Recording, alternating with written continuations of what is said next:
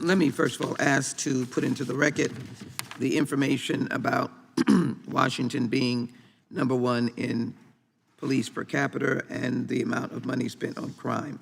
Without objection. Thank you.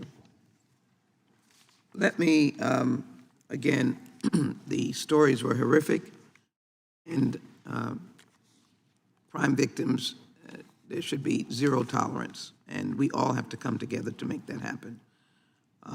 I am, to Mr. Jablonski, to watch your little one. I know what that means to you. Thank you for your courage to come here today, sir. Thank you, Congressman. Thank you. Let me try to get our hands around what we need to do. So let me just get right to the heart of things, Ms. Appiah. What is the district doing to address violent crime? What is the district doing to address carjackings? Sure. So we describe the ecosystem because that's important, and so the district's making investments in all of those spaces. The first is prevention. I agree with Mr. Pemberton that obviously enforcement is important, but to us, I have a public health background. Preventing crime is the best way to have less victims. So there's been significant investments made in violence intervention and prevention, which we're grateful for the investments that were made through the American Rescue Plan Act, which allowed us to put funds into violence interruption services and also victim services. The district grants $100 million worth of grants to providers, community-based providers. But you're not thwarting or stopping your police from engaging right on the streets, arresting and bringing in carjackers. That's correct. There are a number of policing strategies. All of these have to work together. So and you are respecting the police for them to do their job. Mayor Bowser is that you will find no mayor who is more supportive of the police than Mayor Bowser. What is the greatest challenge for the district's ability to respond to violent crime? One of it is the complexities of our federal local system. You heard Mr. App describe information sharing.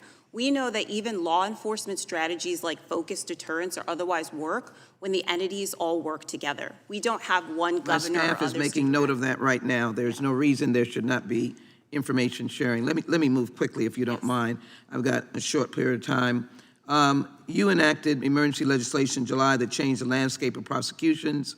Do you want to just let us know how that is happening? And is that the same legislation as the Prioritizing Public Safety Emergency Amendment? That's correct. So I want to hold up that this is law. Correct. Can you just give us a snippet? I've got so many other questions I want to ask Mr. App. It increases the presumption for pretrial detention, which has led to more people being held pretrial. It increases penalty for things like unlawful discharge of a firearm. There's things related to pretrial detention for juveniles, which we know is an issue. There also was a companion bill that clarifies the ability of law enforcement to pursue in a manner consistent with safe policy. Okay.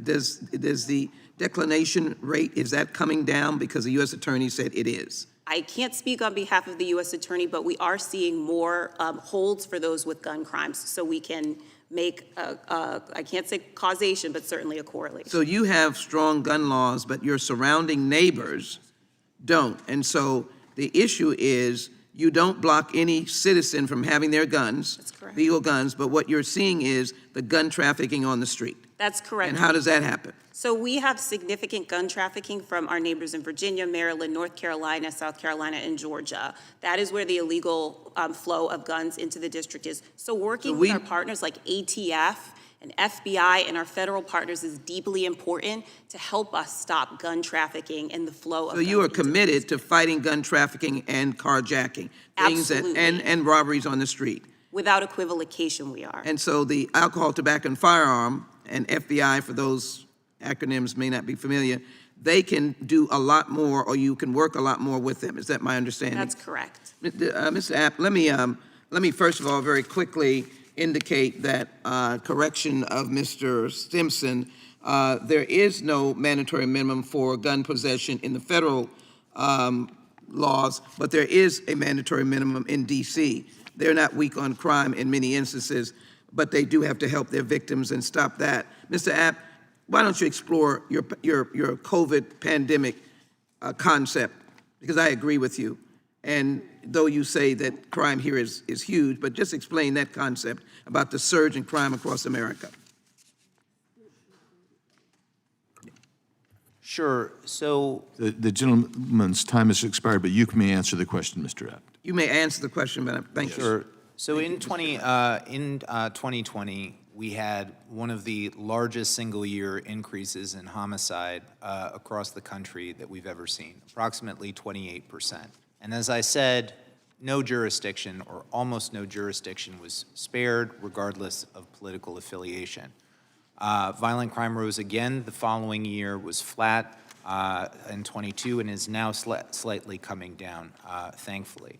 And as I said, most experts agree on generally 3 reasons for this surge in crime.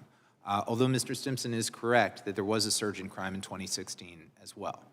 But focusing on this 2020 surge, it was the pandemic itself, unrest following the murder of George Floyd, and this massive surge in gun sales. All 3 of these things together contributed to pushing the rates higher, and as we get farther from that, they seem to be decreasing. Thank you very much. Thank you. Thank you, Mr. Chairman. Thank you to the witnesses. Thank you for your presence here. Thank you. Gentlelady